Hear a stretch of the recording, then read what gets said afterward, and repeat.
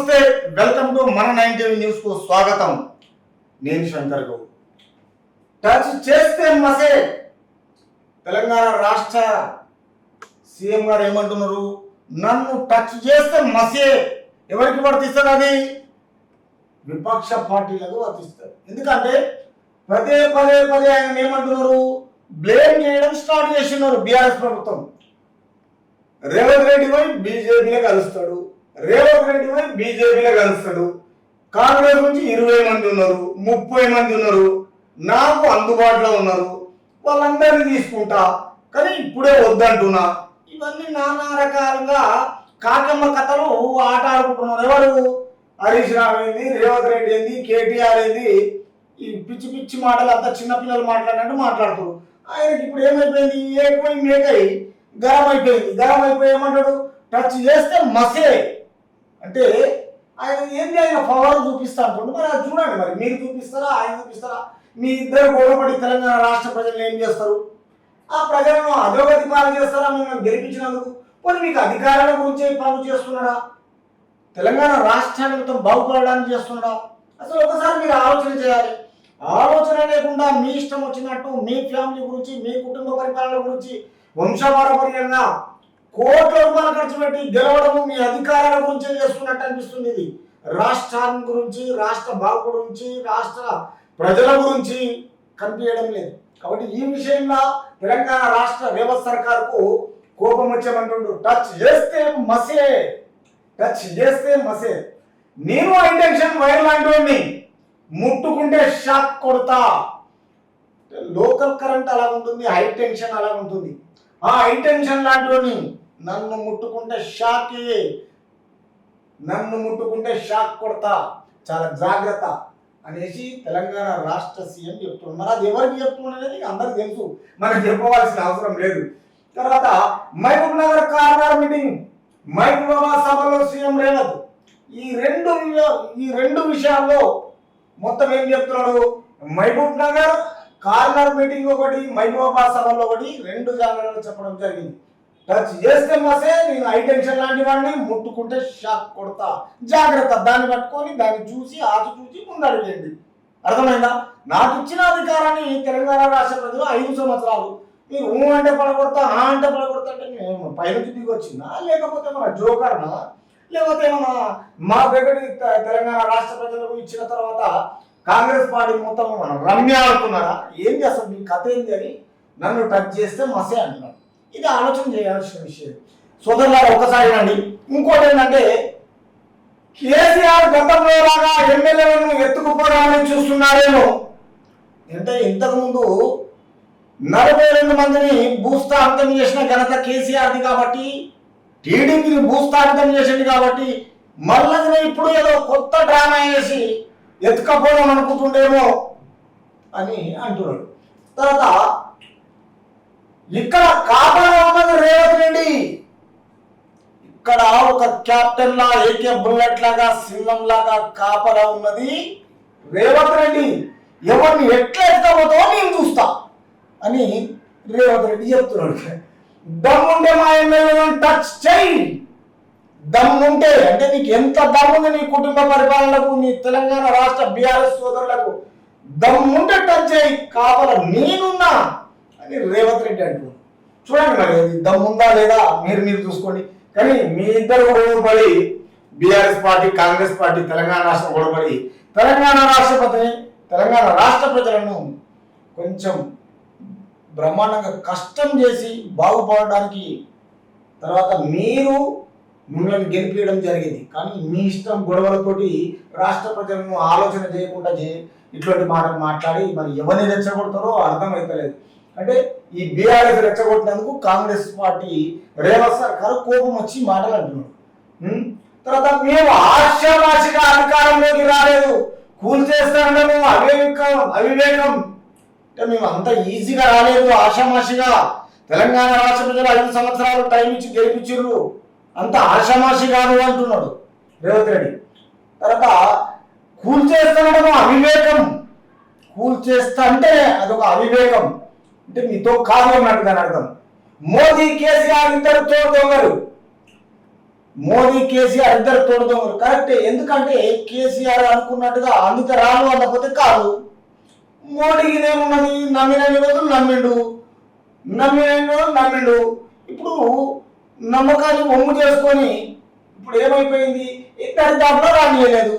Government, central government, ED and మొత్తం కవితను arrest చేయడం జరిగింది. సిబిఐ ఏంది, ఈడీ ఏంది, అంతా లీగల్గా వాళ్ళ పని వాళ్ళు చేసుకుంటున్నారు. కాబట్టి ఈ ఇద్దరు మాత్రం ఎప్పటికీ తోడు దొంగలే ప్రజల దృష్టిలో, మా దృష్టిలో అని రేవంత్ రెడ్డి అంటున్నాడు. ఏ ముఖంతో బీజేపీ ఓటు అడుగుతుంది? గత 10 ఏళ్ళుగా తెలంగాణకు నిధులు ఇవ్వకుండా అన్యాయం చేశారు. మరి అధికారంలో బీఆర్ఎస్ ఉన్నప్పుడు మరి వాళ్ళు ఎందుకు అడగలేదు? కాంగ్రెస్ విపక్షం ఉన్నప్పుడు మీరు 10 సంవత్సరాలు ఏం చేయలేదు, ఎందుకు చెప్పలేదు? తర్వాత ఎవరు లెటర్లు రాయలేదు అంటే అన్ని తరాలు అందకపోతే కాదు, ఆ విధంగా తయారున్నాయి. తర్వాత లెఫ్ట్ టీజేఎస్ మద్దతు తీసుకుంటాము. 14 ఎంపీ సీట్లు గెలిచి ఢిల్లీకి బహుమతి ఇస్తాం.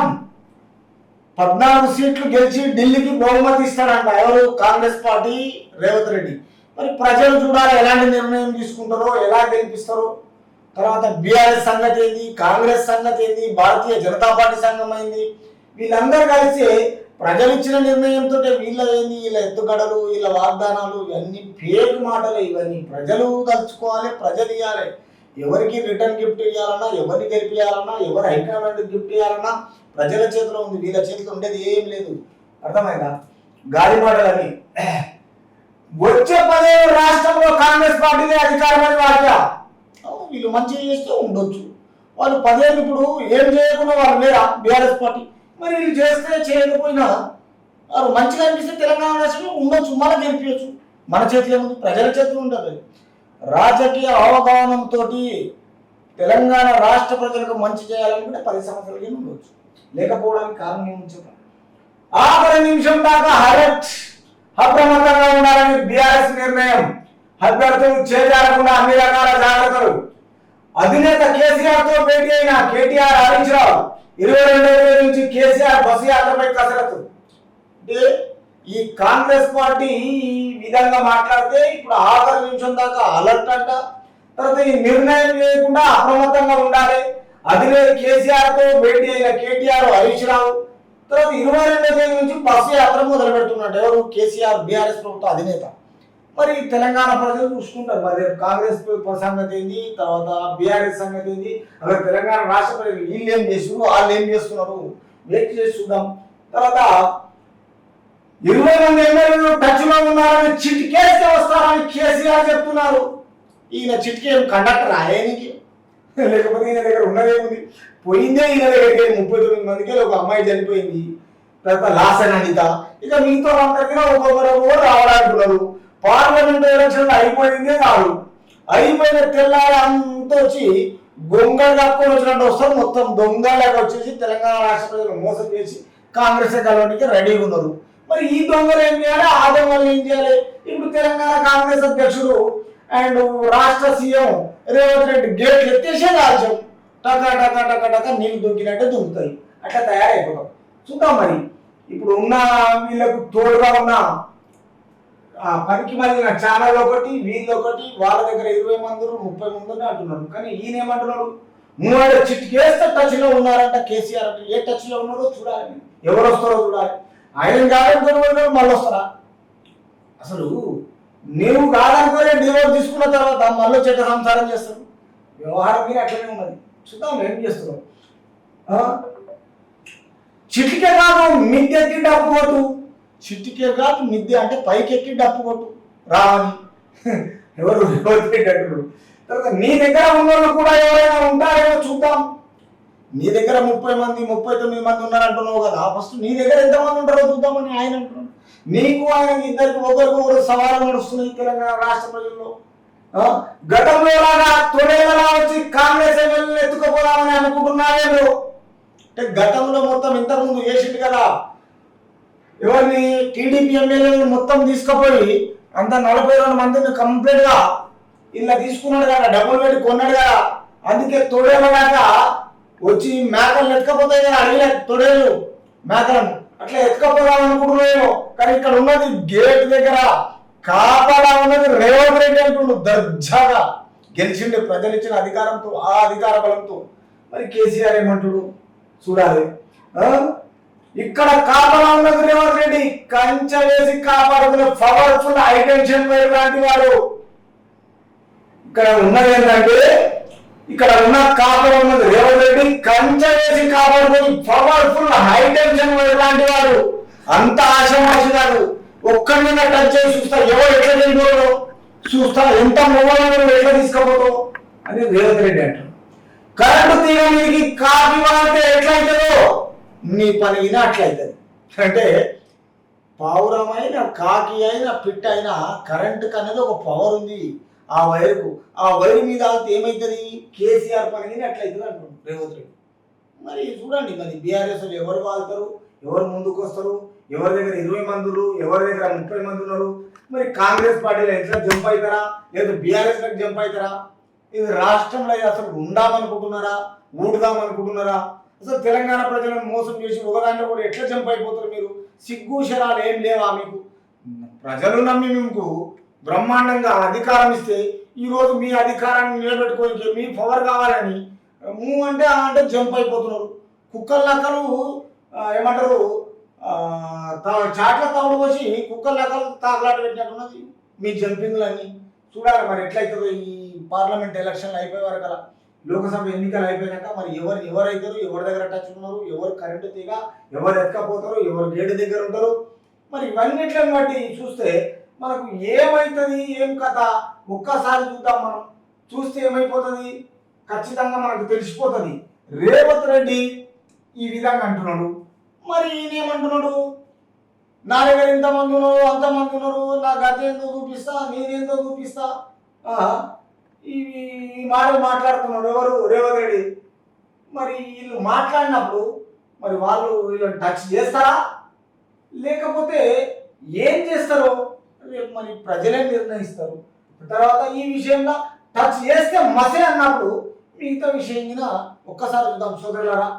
తర్వాత ఇంకోటి ఏంటిదంటే, మన ఛానల్ను చూడని వారు దయచేసి చూడాలనుకున్నప్పుడు మన 9 టీవీని లైక్ చేయండి, షేర్ చేయండి, మీ అభిప్రాయాన్ని కామెంట్ రూపంలో తెలియజేయండి. ప్లీజ్ తెలంగాణ రాష్ట్ర సోదరులకు, ఆంధ్ర రాష్ట్ర సోదరులందరికీ మన 9 టీవీని లైక్ చేయండి, షేర్ చేయండి, మీ అభిప్రాయాన్ని కామెంట్ రూపంలో తెలియజేయండి. కాబట్టి ఇక్కడ ఉన్న సిచ్యువేషన్ బట్టి లోక్సభ ఎన్నికలకు తెలంగాణ రాష్ట్ర ప్రజల ముంగల ఈరోజు కాంగ్రెస్, బీఆర్ఎస్, బీజేపీ ముగ్గురికి పోటాపోటీన ఎన్నికలు జరుగుతున్నాయి. నామినేషన్ దగ్గర 18 తారీఖు నుంచి స్టార్ట్ అయిపోయినాయి. తర్వాత ఈ విషయంలో ఒకరికొకరు ఏం మాట్లాడుతున్నారు, ఇది ప్రజలకు అవసరం వచ్చే మాటలా? ఈ రెచ్చగొట్టడము, ఈ వాగ్దానాలు చేయడము, ఇవి ప్రజల అవసరానికి మించినవి అయితేయా, మించకుండా మాట్లాడతారా? అసలు అధికారం గురించి చేస్తున్నారా, పవర్ గురించి చేస్తున్నారా, ప్రజలను మోసం చేయాలని చేస్తున్నారా? ఇది ఒక్కసారి ఆలోచన చేద్దాం. తర్వాత కాంగ్రెస్ వైపు చూస్తే అట్లానే షాక్ కొట్టి మాడి మసైపోతారు. కాంగ్రెస్ వైపు చూస్తే ఎవరైనా పర్వాలేదు, షాక్ కొట్టి మాడి మసైపోతారు. ప్రయత్నం చేస్తుడు అని ముఖ్యమంత్రి రేవంత్ రెడ్డి సవాల్ విసిరారు. ఒక్కసారి ప్రయత్నం చేస్తుడు, ఒక్కసారి ప్రయత్నం చేస్తే మసైపోతారు అంటున్నాడు, మాడి మసైపోతారు అంటున్నాడు రేవంత్ రెడ్డి. ఆయన శుక్రవారం మహబూబ్ నగర్ లో కాంగ్రెస్ ఎంపీ అభ్యర్థిగా చల్ల వంశీధర్ రెడ్డి నామినేషన్ కార్యక్రమంలో పట్టణంలో నిర్వహించిన భారీ ర్యాలీ కార్నర్ మీటింగ్ లో పాల్గొన్నారు.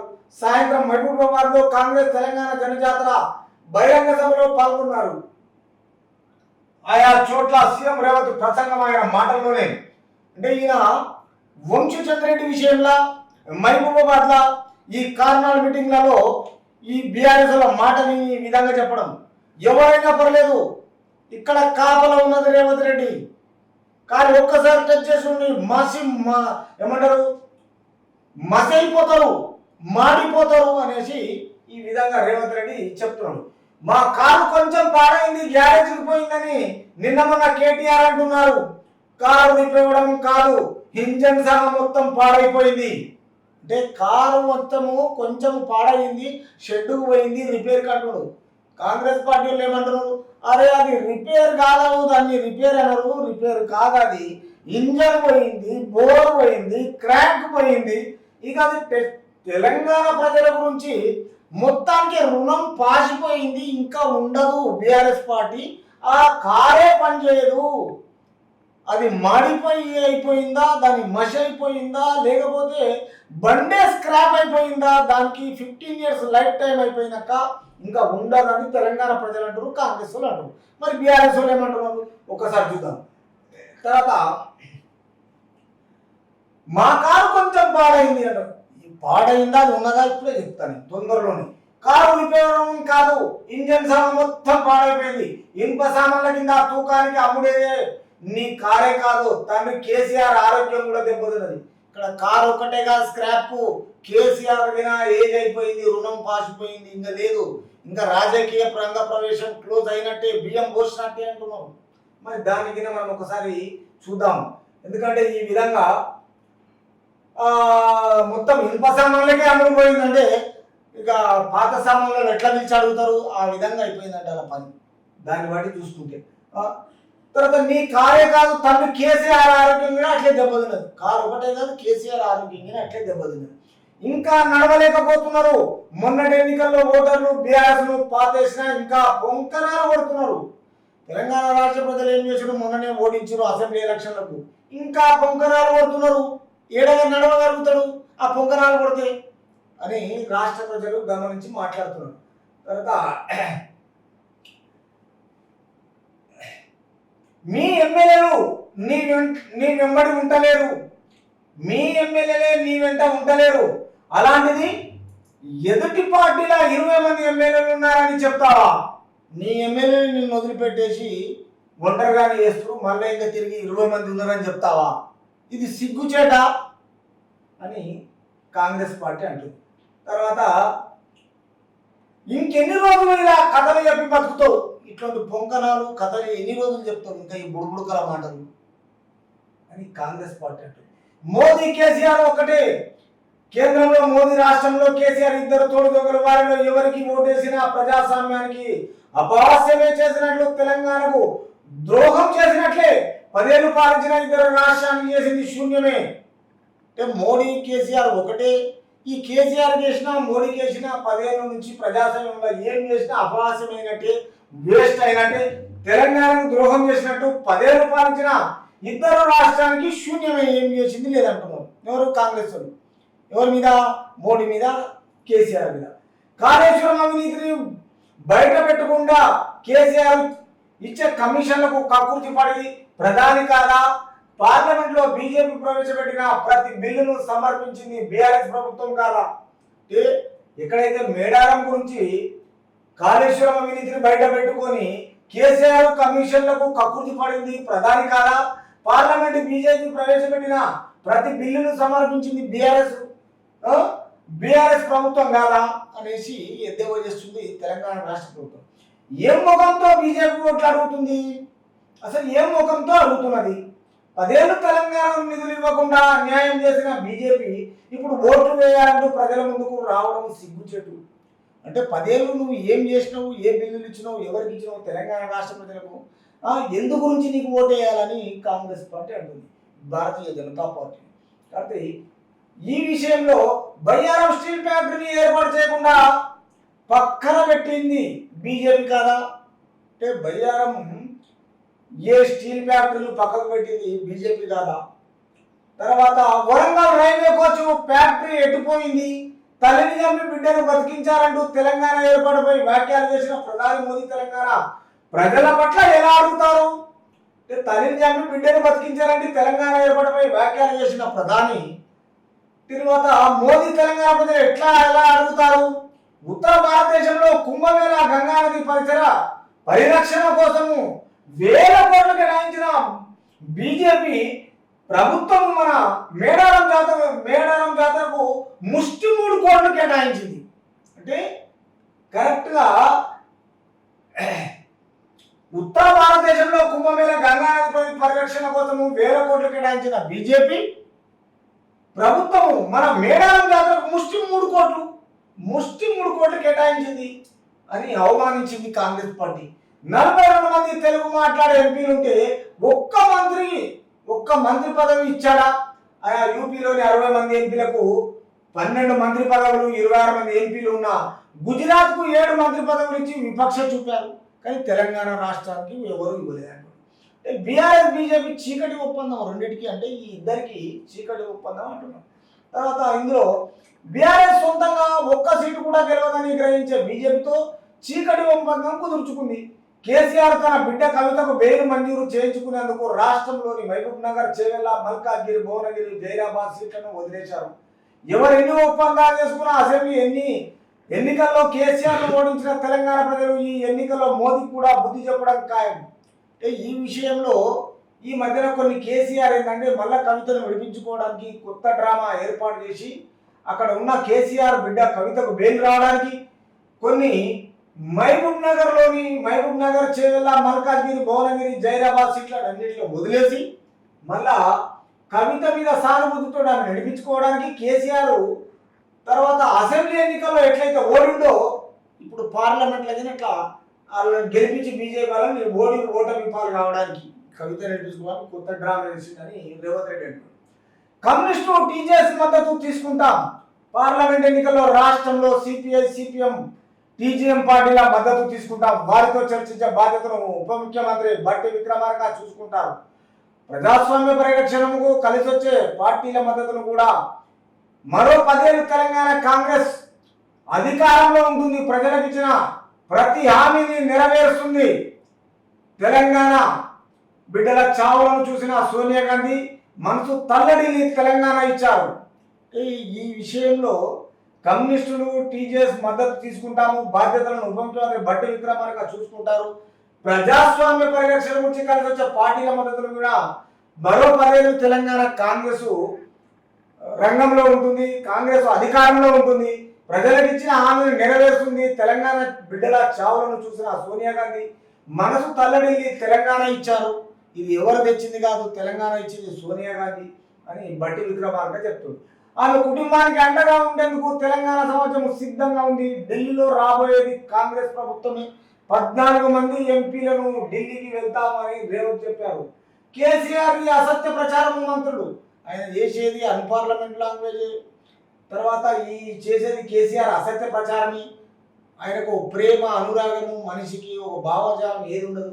కాబట్టి మహబూబ్ నగర్ సభలో మంత్రులు ప్రసంగించారు. రేవంత్ రెడ్డి బీజేపీలోకి వెళ్తున్నారంటూ, తాను బీఆర్ఎస్లోకి వెళ్తున్నానంటూ అసభ్యత ప్రచారం చేయడము మాజీ సీఎంకు అలవాటుగా మారింది.